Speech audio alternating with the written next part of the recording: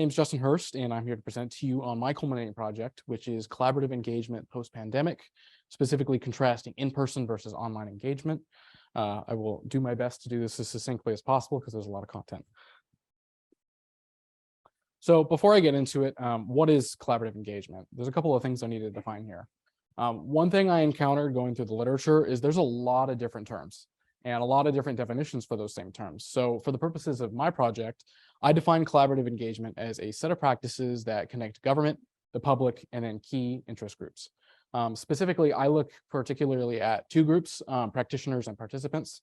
So I define the practitioners as those who put on these events and administer them, and then participants are the audience for these collaborative engagements. That word collaborative, I'm defining as working together towards a common goal or decision.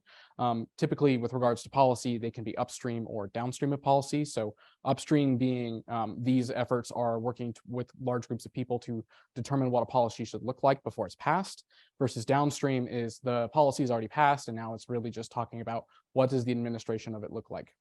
And then these processes can either consist of a single meeting or be over the course of a longer period of time with multiple meetings.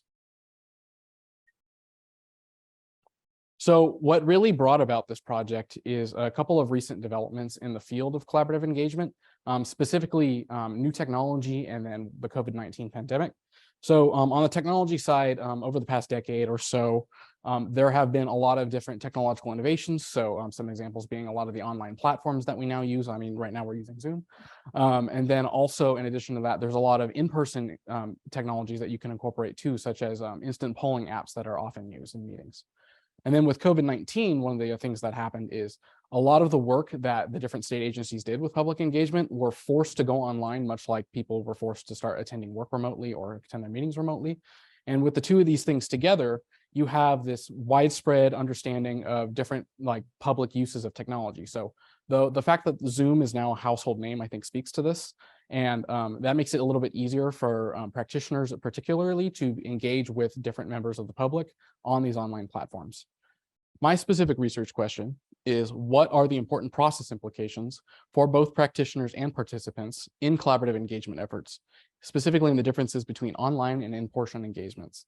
So the simple version of this is I'm looking at the trade-offs between the different formats, and the three that I'll consider here are in-person, online strictly, and then hybrid, which can look like a combination of the two. So much like everyone else that did these projects, I started with a literature review. And the first thing that I was struck by is the just lack of literature, specifically for online and hybrid engagement cases. There's virtually nothing out there. And I suspect a lot of that is because many of these efforts that were particularly at the state level started in response to the pandemic are either still ongoing or perhaps the analysis is still ongoing. So I suspect that there will be more literature in the future, but this project is a little bit timely perhaps in that I think I'm jumping a lot of that. Also, I did find that there were some relevant comparisons in the scientific literature, specifically regarding scientific conferences. As you can imagine, a lot of conferences also shifted online. So there were some takeaways here that I was able to pull from that. But thankfully, there's a lot of the traditional in-person case studies out there. So I was able to analyze some of that for collaborative engagement design and use that as a baseline for the original research, which I'll now get into. So for the original part of this, my main methodology was through interviews. I identified a set of 4 public engagement practitioners that work here in Sacramento that have decades of experience between them. One I interviewed as an individual, and the other I interviewed as a group of 3. They've all worked on statewide collaborative engagement efforts and have what I would consider to be a pretty good scope of what the different trade-offs can be between the formats.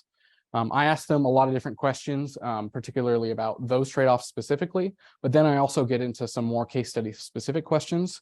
And getting into that really quick, the 2 original case studies that I provide with my project, one online and one hybrid, are relevant here in that they both occurred over the last year. The online one being the Infrastructure Investment and Jobs Act stakeholder engagement process that was hosted by Caltrans and CalSTA.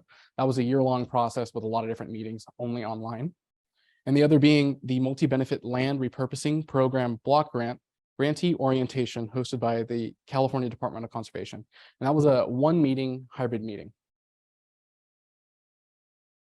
For those of you that are practitioners in the field or familiar with the IAP2 spectrum of engagement, I did not really consider where a given effort would fall on that for the purposes of my paper. I was really only interested in looking at the trade-offs that were inherent to the format, not necessarily the purpose of the meetings.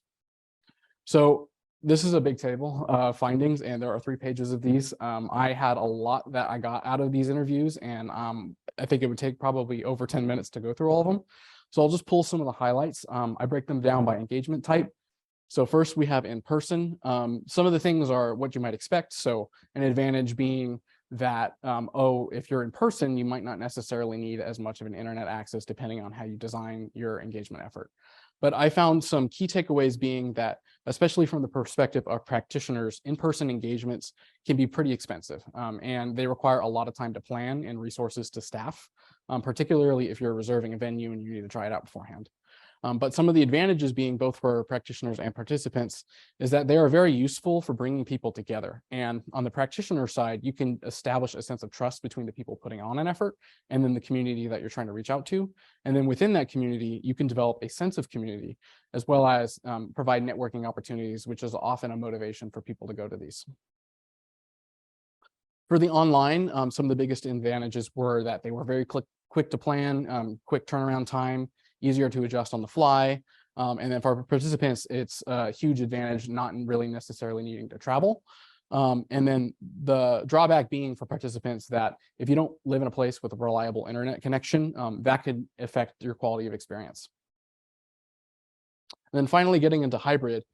This one is tricky, especially for practitioners, because you have to consider all of the considerations for both the in-person and the online to plan. You need staff for both aspects of it. It can be financially expensive as well. And then the biggest challenge that I've noted is that there's potentially a huge hurdle with ensuring equity between the online and in-person participant groups.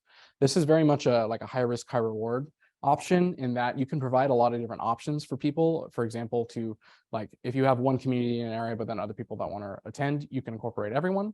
That being said, it can be tricky to pull off in an equitable manner.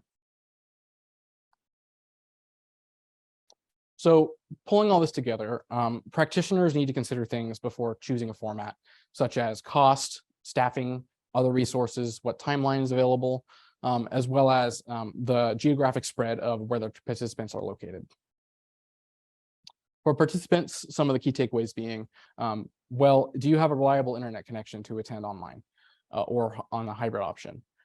Can you feasibly travel at a low expense or at the cost of your own time? And then finally, if there's a lot of opportunities to network, is that a motivator for you to go to an in-person event?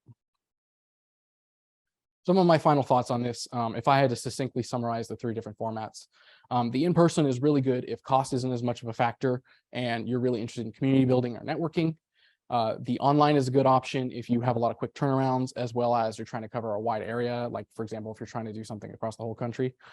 And then hybrid is your high risk, high reward option, where if you have a lot of technical expertise and you're really interested in like ensuring that participants have the most options, that could be a good way to go if you're confident you can pull it off. If I had more time with this project, I would have been interested in serving participants as well as the practitioners. I think that would have been able to help balance that perspective a little bit. And then finally, I hope that this sets up a lot of future studies that can dive into the future case studies that I mentioned currently do not exist in literature, and see if they come to the same conclusions. If you're interested in reading my project, it is on the PPA website and I can be reached there. Thank you.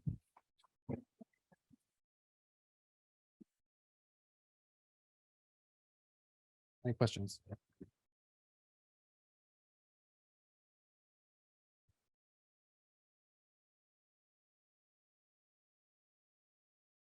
Obviously, Doug, great job. Did you in your considerations, I don't recall seeing on the slide, but did you think about or address in your project,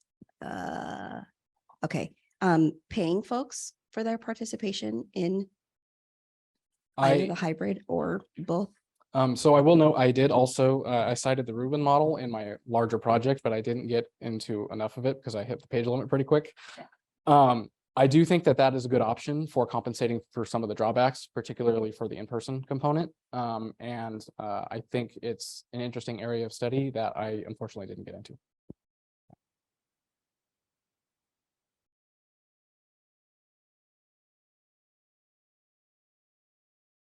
I'll just ask a quick naive question. Do you think that the outcomes would be different? You know, if you had an online versus an in-person collaborative, you know, with the goal of reaching agreement at the end? And could it be gained in a way that you could get to a different agreement if you chose one over the other? So I don't explicitly get into that question. That being said, I do have some other takeaways that I found that I think could lead to an answer there. With the in-person, there's a lot more ways to express opinions. For example, like if you wanted to hold a protest, it's a little bit easier to do that in in-person setting where the host doesn't have as much control. So I think, in fact, so far as factors like that can influence a decision, yes, that you can have a different result depending on the format.